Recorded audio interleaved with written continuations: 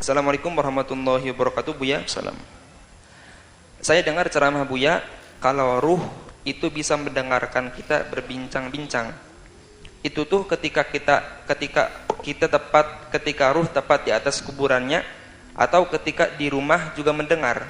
Soalnya kalau ternyata di rumah juga ruh-ruh itu bisa mendengar, saya akan amalkan membaca surat Yasin di rumah untuk menghibur atau mendoakan kakek nenek yang telah lama meninggal dunia.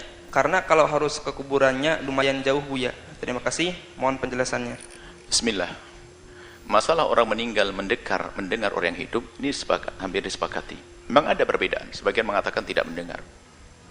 Tapi Nabi pernah menyeru waktu selesai perang Badar, dipanggil ya Abu Jahal, ya Abu Syaibah binti Utbah dan seterusnya. Orang-orang dipanggil Rasulullah. Sampai Sayyidina Umar, ya Rasulullah, mereka tidak mendengar. Mereka sudah mati, masa mendengar? Sampai Nabi menjawab, engkau tidak lebih mendengar dari mereka. Artinya mereka mendengar. Kemudian juga kita disunnahkan kalau ziarah kubur mengucapkan apa? Assalamualaikum. Nah, berarti ini mengisyaratkan bahwasanya mereka mendengar. Mereka mendengar salam kita. Assalamualaikum ahla diyar minal mu'minin wal mu'minat wal muslimin wal muslimat wa inna insyaallah bikum lahikun nasallallahu wa lakumul afiyata. Nasallallahu lana wa lakumul afiyata. Hadis sahih. Baik, masalah mendengarnya orang meninggal dunia adalah sudah jelas. Tidak usah bertanya lagi, tidak usah ragu lagi. Orang meninggal dunia mendengar omongan. Bahkan dalam hadis juga, waktu ada orang mengkubur, dia akan mendengar terompah kaki berjalannya. Di saat meninggalkannya, dia mendengar semuanya. Kemudian yang kedua, tempatnya alam barzah itu bukan di kubur itu. Kubur itu menyimpan jasadnya, seorang manusia. Alam barzah ini sampai digambarkan, dia sudah alam. Jadi alam itu ada alam rahim, ada alam dunia, ada alam barzah, ada alam akhirat nanti. Ada alam rahim dengan alam dunia itu beda. Gedean mana? Gede alam dunia. Jadi alam rahim dengan alam dunia, gede alam dunia. Apakah setelah itu ada orang pengen masuk lagi ke rahim? Enggak ada. Alam barzah itu dengan alam dunia sampai dikatakan seperti perbandingannya seperti alam rahim dengan alam dunia. Gede alam barzah, Anda tahu.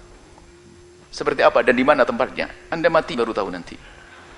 Nah, kemudian setelah itu ada alam akhirat, surga dan neraka. Wah, yang luasnya sudah. Nah, jadi alam barzah itu beda dengan alam dunia. Undang-undangnya pun beda. Sampai Imam Malik mengatakan mereka itu punya roh mutlak, tidak terikat dengan materi. Artinya bisa melihat dengan cara undang-undang di alam barzah, bisa melihat Amerika, Jepang dan sebagainya dalam waktu saat. Cuman cara pandangnya bukan cara pandang syahwat. Sampai suatu kita ada yang bertanya, jadi kalau orang tua kita melihat kita, malu dong saya berhubungan suami istri. Sampai pertanyaan, masuk akal pertanyaannya. Sekarang dipikir dia melihat kita dengan undang-undang dunia. Undang-undangnya bukan ilmu dunia, undang-undangnya adalah undang-undang alam barzah. Yaitu apa? Amal baik dan buruk. Kalau melihat anaknya, seorang anak perempuannya melayani suaminya, hubungan suami istri, bagi seorang ibu adalah jadi amal baik, bukan hubungannya. Karena ada syahwat lagi di situ, bukan urusan syahwat. Nah, jadi mendengar dan melihat. Baik, Anda tidak usah ke kubur pun doa sampai. Tidak harus pergi ke kubur. Adapun pergi ke kubur ini babnya beda. Masalah ziarah kubur yang diajarkan Nabi. Bukan masalahnya adalah masalah doa. Kalau doa Anda di mana saja berdoa. Doakan dia. Doakan beliau-beliau yang telah meninggal dunia dimanapun Anda berada. Kemudian, adapun masalah ziarah kubur ini banyak faedahnya. Kuntu nahaitukum an ziyaratil qubur. Aku pernah melarang kalian ziarah kubur, kata Nabi. Ala fazuruha, sekarang dianjurkan Nabi. Ziarahlah kubur kalian fa innaha tudzakirukumul mauta, tudzakirukumul akhirata. Karena ziarah kubur mengingatkan engkau akan akhirat. Jadi kalau kita ziarah kubur siapa saja untuk mengingatkan akhirat. Bahwasanya kita pun bakal mati. Semakin hari kita semakin dekat dengan ini liang. Agar kita sadar untuk semakin giat dalam beribadah. Memanfaatkan waktu yang tersisa, memanfaatkan hembusan nafas yang masih ada, menjauhi kemaksiatan.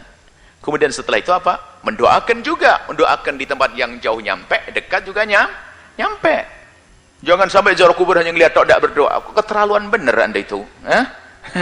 Mendoa sekali, maka doa di atas kubur sah, membaca Al-Quran di atas kubur sah, bukan di atas saya masih di kubur sah. Membaca Quran di kamar sah, baca Quran di sawah sah, baca Quran di mana saja sah. Jangan sampai dirubah, baca Al-Quran di kubur jadi haram. Nggak ada aturan begitu. Saya ziarah kakek saya ingin membaca, saya ingin mengambil ibrah, bahwa saya juga bakal mati seperti kakek. Cukup sampai di situ saja. Kok pelit banget kamu? Nggak pernah doain? Ya doa dong. Allahumma warhamhu wa'afi. Cukup dengan doa. Ada sebab-sebab dikabul doa. Apa itu? Dengan amal soleh. Baca Quran, baca ini dan sebagainya. Agar doa dikabul. Belum lagi masalah ihda'u thawab yang ulama kebanyakan mengatakan nyampe.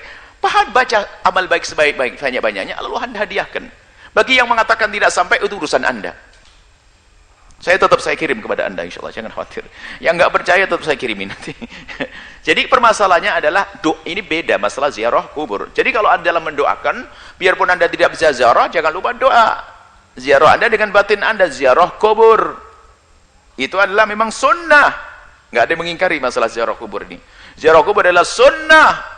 Ziarah kubur asal manusia saja sunnah. Bagaimana jika itu ziarah baginda Nabi Muhammad sallallahu alaihi wasallam? Ada akhir zaman yang mulai dirubah. Ziarah kubur Nabi jadi bid'ah. Aneh sekali. Ziarah orang tua kita sunnah, ziarah kubur Nabi jadi bid'ah. Baik, semoga Allah menjaga iman kita, mengampuni kita, dan berikan keselamatan husnul khatimah, melapangkan kubur kita. Alam barzah yang lapang ya. Kemudian sampai di padang mahsyar.